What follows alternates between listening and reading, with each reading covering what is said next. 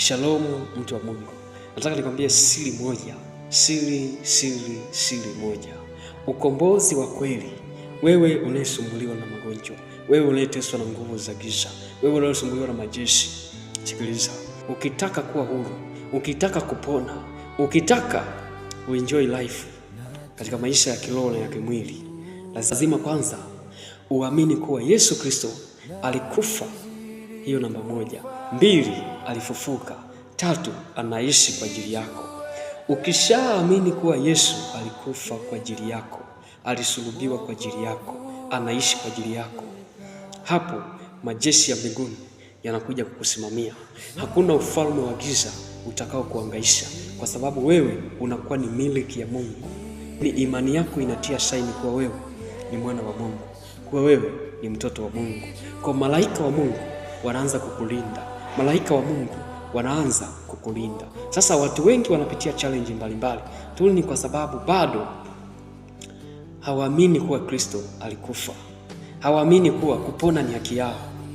Ukiamini hilo kuwa Kristo alikufa kwa ajili yako, seti mawazo yako, anza kuseti akili yako kuwa kupona ni haki yako, amani ni haki yako, fulani haki yako, uzima ni haki yako, baraka ni haki yako, kwa sababu alivigharimikia Yesu Kristo vyote hivyo.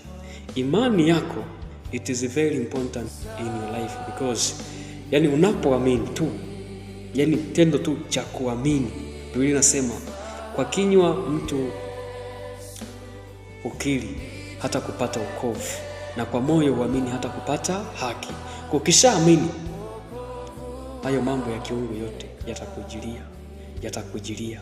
Ukishaamini Yesu alipigwa, na maandiko yanasema kwa kupigwa kwake sisi tumepona. Adhabu ya amani yetu ilikuwa juu yake. Kwa nini huna amani moyoni mwako?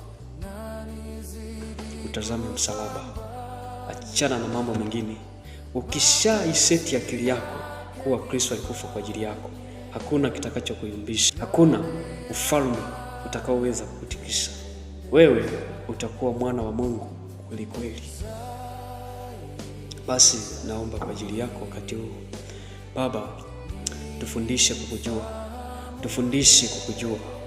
Wanafunzi wako Bwana walikwambia tuongezee imani. Yesu, tufundishe siri ya imani. Tukiwa na imani, tukiamini kuwa ulikufa kwa ajili yetu, tukiamini kuwa ulisulubiwa kwa ajili yetu, hatutaogopa mapepo, hatutaogopa majini, hatutaogopa kila hali, hatutaogopa kila upepo, hatutaogopa tanuru la moto, hatutaogopa simba, hatutaogopa bali ya Shamu. Maana wewe akili zako hazichunguziki, njia zako hazichunguziki, ni Mungu wa ajabu. Tuwezeshe kukujua. Kila anayetazama Bwana, mwezeshe kukujua. Kila anayetazama video hii, kila anayesikia sauti hii, mwezeshe kukujua kupitia jina lako Yesu.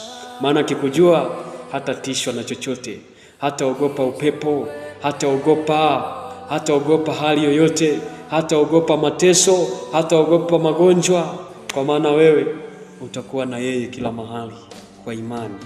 Baba, tujalie kupitia jina la mwanao Yesu Kristo. Amen.